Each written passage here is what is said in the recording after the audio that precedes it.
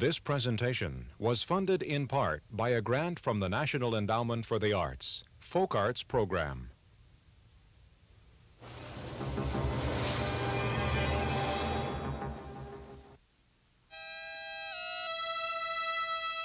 We are now facing a new period in the history of our race. Therefore, we must learn how to bring the old and the new together.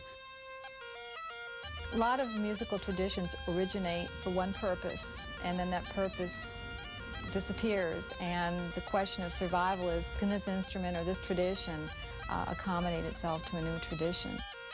Nykitas, he's loved to play Tsabuna. I bet you he's never going to give up.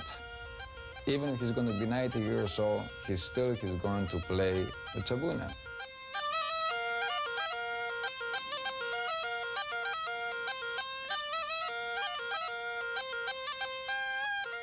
Nykitas Tsimouris grew up on the tiny Greek island of Kalymnos, one of the chain of 12 islands called the Dodekanes. In 1967, he came to America. Following many other men from the Dodecanese, Nykitas settled in Tarpon Springs, Florida, and worked on the boats harvesting sponges in the Gulf of Mexico.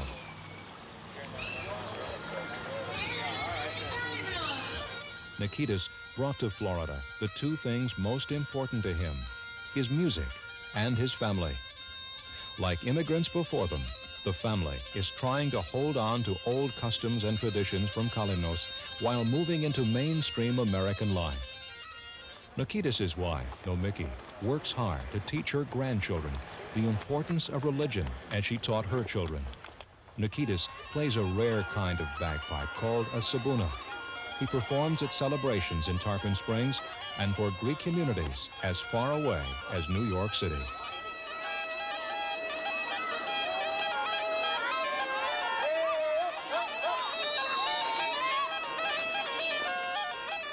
I'm proud that my dad plays this because he's the only one in town that can play it. If you ask anybody about the Tsabuna, and it's a Kalymnian, he'll tell you, they're proud to have somebody like that. The instrument is part of all family gatherings and festivities, and goes back to a time of not playing with amplified music. It was the kind of soul of a shepherd. It keeps that concept of life the way it used to be, and the old values alive.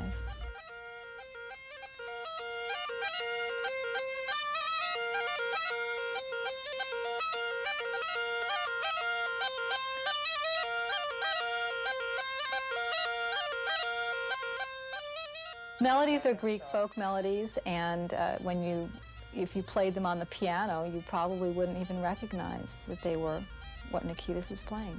And the artistry is in how you ornament.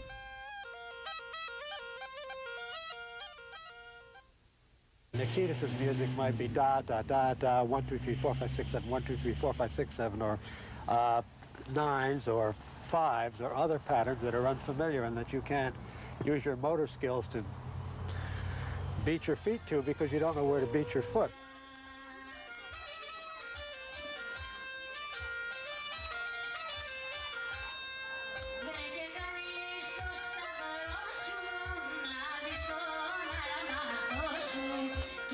There are many, many complexities that are very difficult to understand. If you talk about the AM station and the big beat, it's always 1, 2, 3, 4, 1, 2, 3, 4.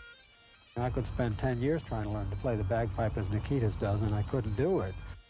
Ted Graham says there may have been a time when bagpipes were as popular in Europe and Asia as the guitar is now. When Nykitas Tsimouris first learned to play, it was on the hillsides of Kalymnos. As a young boy, he practiced the sabuna while sheep herding. My father, he was taught by his father when he was a little boy. As they were progressing, they would take this little instrument here and go into the fields where they were herding and everything. And since they had nothing else but watch the sheep and goats, they would play the instrument. The bag itself was too big for him, and he couldn't breathe. He would get dizzy. He had to be a little bit older, for him to get on the big instrument, and the tsabuna. He would practice with his pillow. You know, he would put his pillow and practice how to use this bag over here, for the bagpipe, you know, for the big bagpipe. Every 2 years, Nykitas kills a goat and turns the skin inside out to make a new bag. Sometimes he orders a bag from Kalymnos instead. The canter, made from the root of an olive tree, has been passed down within the Tsimouris family. This particular one it's got to be 100 years old. It's an antique, okay? Because my father doesn't even know whether his father made it, okay? It's been back years and years, all right?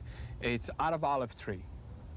And we have to cherish it forever and ever. The way my father is playing the tabuna, the songs and everything, it's a bond that other islands, they have their own songs, their own tunes, but if you bring a Kalymnian family or families together, you have that sort of bond and it really click.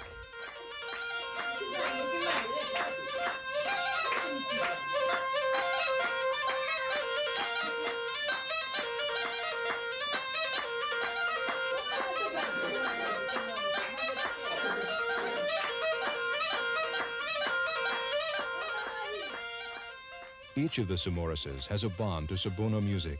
Nomiki, Nykitas' wife, danced to it as a child when her brother played. Tony, Nikki, Maria, and Irene have learned to recognize the 30 tunes their father knows. The melodies and the craftsmanship of making the Sabuna have been passed on through family sharing. He takes one of the bamboo sticks. It's about 7 or 8 inches long. He lines up where the fingers is going to go, 5 fingers. He tries to make a hole with a knife first.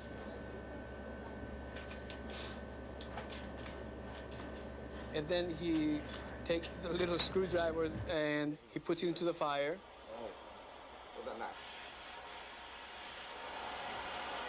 He's making it much more finer of a hole when you use the screwdriver or a round, sharp object to go through it. And that's how that bamboo stick was made.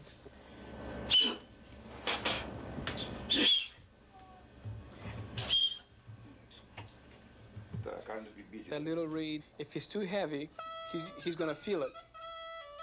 If the reed is too thick, he's going to try to sharpen it. And after he starts playing and he sees that it doesn't play right, he's going to take the knife and try to take off some of the layers of the wood off of it and to make it much lighter.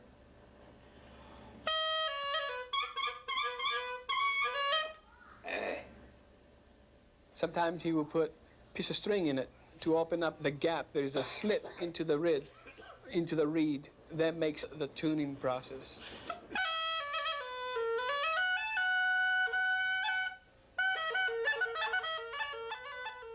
Through this special skill, a tradition which is very valuable to all mankind continues to live.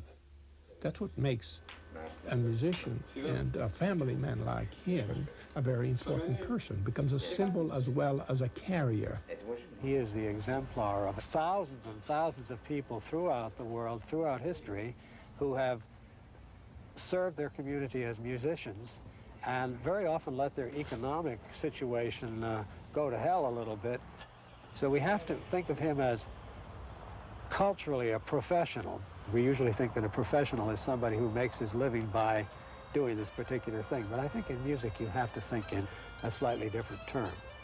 Even a lot of symphonic musicians are doing something else on the side to keep their body and soul together while they practice their true profession.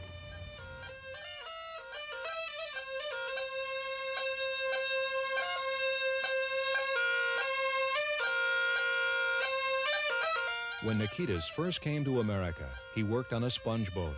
Later, he performed various labor jobs. 8 years ago, he toiled long days as a mason's helper. That's when he had decided, and I have decided myself, to fire anybody that I had with me and hire my father. I would take care of him better, and he would take care of me 3 times more than anyone else that he's not in the family.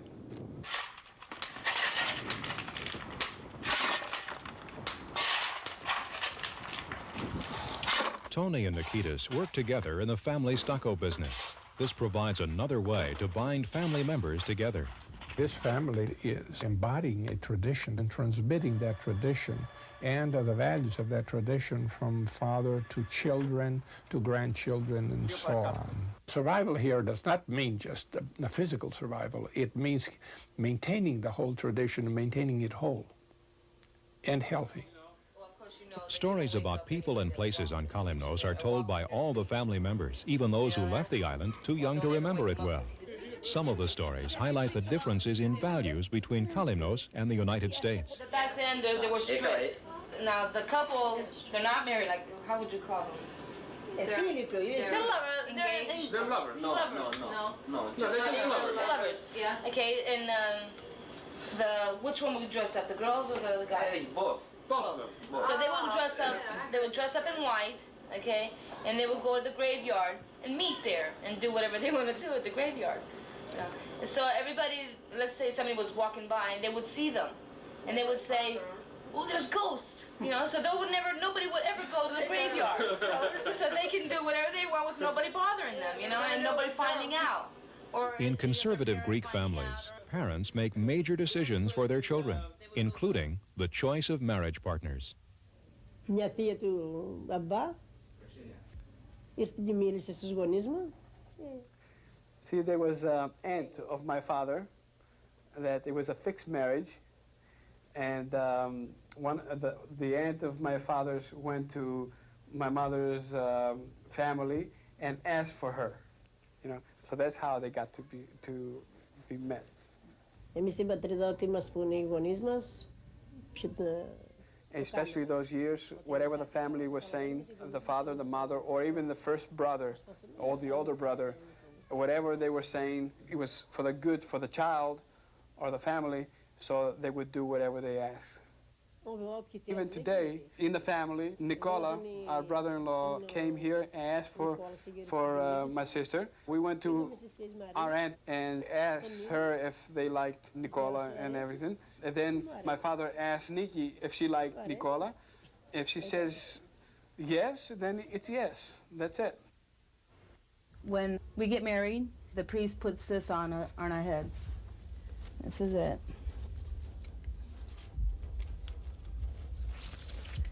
And he puts one on the groom and one on the bride. Okay? And he goes like this. You know, and the other one on the groom. And then the cubaro, the best man, he goes 3 times, he crosses it on the bride and the groom, and he puts it back up there again. And then this is, see, as it's tied like this together, it's like they unite together, they unite the couple. This is my mother's. The firstborn daughter gets it, so which was my sister. I get nothing. No, I get my own. So I don't feel bad because it's tradition. You know, the oldest really gets everything.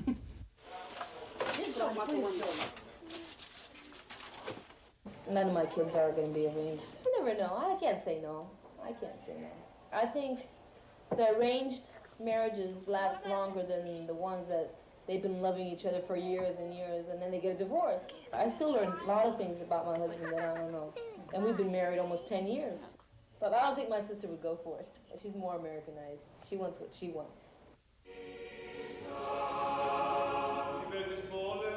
The Greek Orthodox Church has many saints who protect and intercede for people and exemplify the virtues of the Church. Greek children are usually named after the saints. Names are passed on, grandfather to grandson, grandmother to granddaughter. My name is Nykitas. It's Nikita. Nykitas, like my dad's name. I was named after my grandmother, my dad's mother. My dad's name's Nikita, and it's like Nykitas, and there is a saint, Nikita, too. On the calendar day, when a particular saint is honored, the family member with a saint's name celebrates the day much like a birthday. It's my husband's name day. His name is Nicholas. Come on, brother. I don't want it. Every name day, like St. Nicholas, St. Tony's, we celebrate it. Especially if we have somebody in the family that's named after a saint. People come and they say hello, you know, they greet you, say happy name day to whoever's name is Nicholas. We have dinner, you know, and they drinks, and my dad will play the tabuna.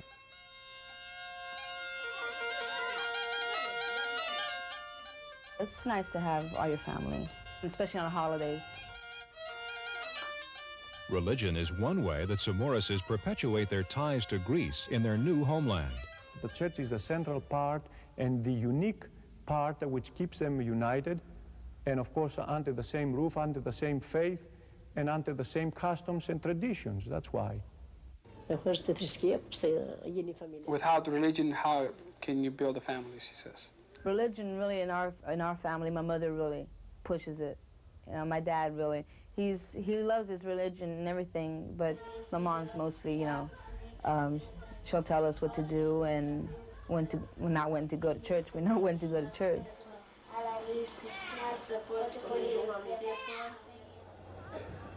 Among the most important Greek Orthodox religious festivals is Epiphany. It's the pronouncement of the sonship of Jesus during his baptism, which is the greatest celebration of all, the celebration of Epiphany, the official exposure of Christ as the preacher, the official preacher of the gospel to the world. Oh, dear! Early on January 6th, the Tsimouris' grandchildren and youngest daughter Irene dress in costumes made by their aunts. The clothing is traditional on Kalymnos. The way the girls' sashes are tied and tucked into the waistband show which island they're from. Epiphany Day is a very big holiday. It's something special for the Greek people, which all Greek people try to go to church that day.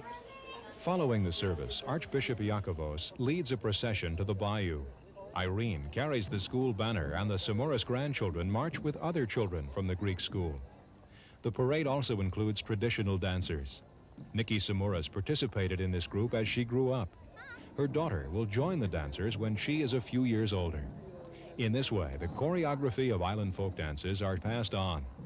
A group of young men between the ages of 16 and 18 also march.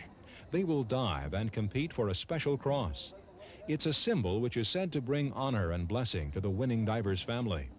As Tony Tsimouris grew up, he watched neighborhood boys dive, and as a teenager for 3 years, he participated as a diver in the Epiphany celebration. It was very exciting because you wait for that year to become 16, you know, for you to dive. So most definitely, you're proud. I remember very vividly because it was very cold. It falls on January 6th. And sometimes it's sunny and sometimes it's raining. But those years, 69, 70, 71, they were very, very cold days. We swim out to the boats, climb into the boats and wait. This is a great day, boys. Specially made for you. As soon as we see the dove flies off, that's when it's going to happen.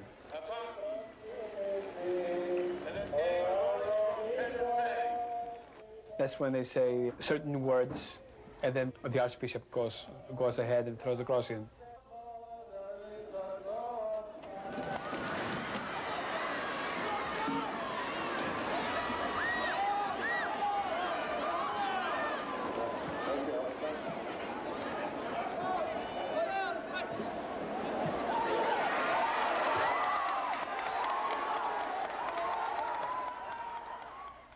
The diver who retrieves the cross receives the Archbishop's blessing.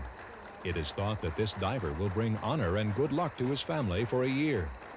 As part of the Epiphany tradition, the young men sing religious chants door to door through Tarpon Springs. They collect money for the lucky diver's family, for the church, and for themselves. We sing about Christ being baptized that day. It's just tradition. I forgot it now, but if someone sings it, I'll probably remember the whole thing. Religious and secular traditions are mixed together on Epiphany Day. Food, drink, dancing, and music begin after diving and continue into the night. Nykitas is usually asked to perform. He plays only the tunes and dances of Kalymnos. His instrument and his music remind the community of all the islands they came from and of their Greekness in a new land.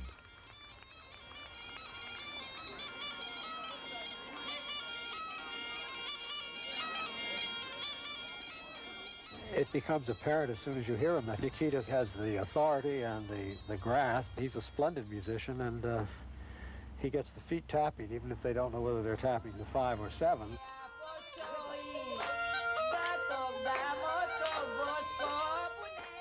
At home, Nykitas is joined by his sister. She is skilled in pismatica, improvising verses in rhyme. Pismatica in American means rapping. You gotta be experienced at that kind of stuff.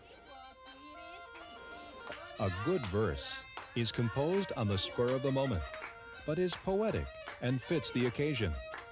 Nomiki sings to her niece, Angie.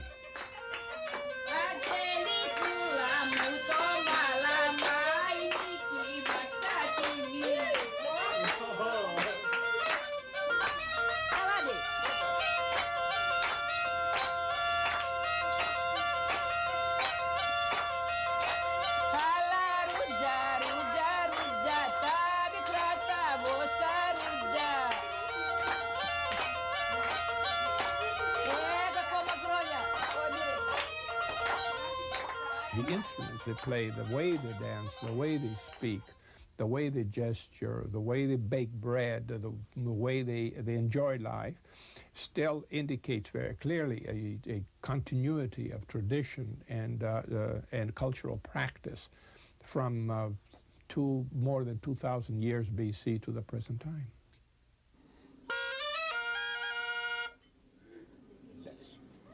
If the art of Sabuna music is not passed on, some have suggested the instrument may become a museum piece. That's what we worry about, you know. That's what he worries about. That's why he gets so excited, you know, when he sees someone really is excited to do this, you know, and is not looking for a gain, but to see that this instrument goes ahead and pass on as, you know, so he won't die. You know, that's his main concern. To take special effort, take special care and love to keep these traditions alive. It is only with labor of love that we can transmit these skills. My cousin's little boy, he would like to learn. He has a little one, it's this big, and he plays, he gets it, he just plays in the house. So my dad says anytime he wants to learn, really learn, you know, he'll teach him. And his name's Nykitas too.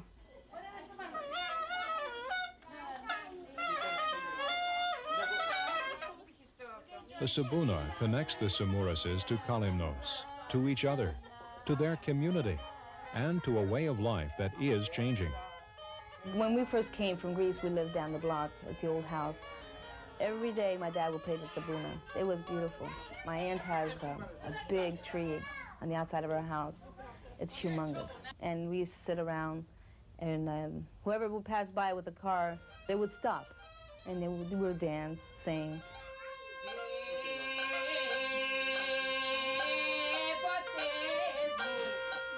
All the families, we were so close together. We have 1, 2, 3, 4, maybe 5 families.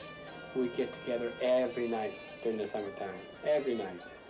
And we would sing, and Daddy would play the Sabuna.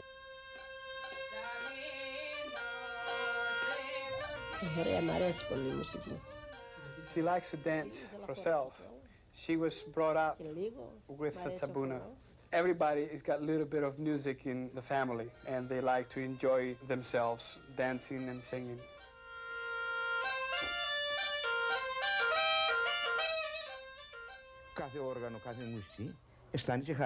Every type of music, whoever plays it, it means happiness.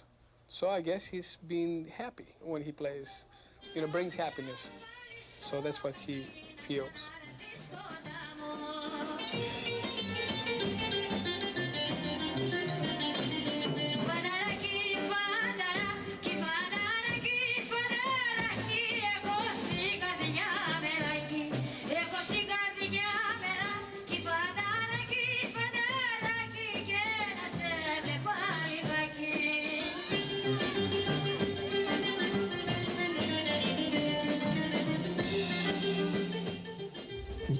children are facing the same problem that any second generation, whether they're Polish, Irish, Italians, etc.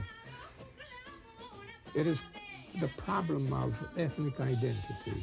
If the children scatter, then you can safely predict the dissolution of the condition, in which case they will not be able to transmit anything. Because then, once the children are scattered, they don't understand the significance of the tradition.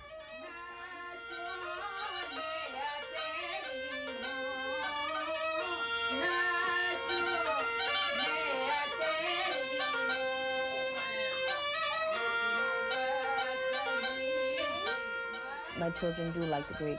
They like to dance Greek. My oldest, she's, like I said, more Americanized. She loves her disco. She loves her rock and roll, you know.